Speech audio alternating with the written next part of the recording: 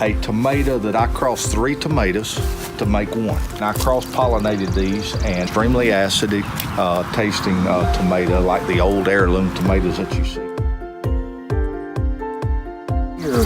Just to showcase some of the things that we actually do. Several acres of these black muscadines. You can see them coming in right here. We harvest these by September, mid-late September. And on our farm, everything that we use, we don't use any of the black fence like you see over here. Everything that we use is split rail locust. And everything is natural. We don't use any pesticides, any sprays, any grass killers, anything like that.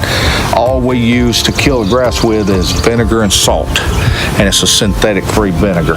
Even when they spray these fences on this farm across the road here, they use big blocks and all to keep anything from coming over on us and all.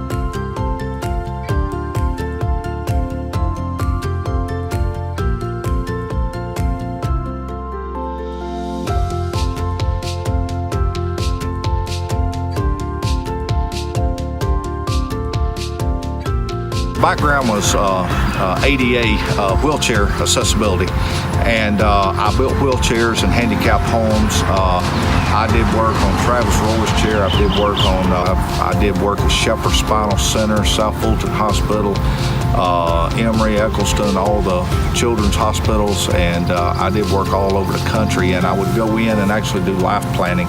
I would take a client that was injured, spinal injury, brain injury, whatever, and then I would go in and design their needs to try to get them back into their everyday activities of what they did before. We grow Georgia Giants.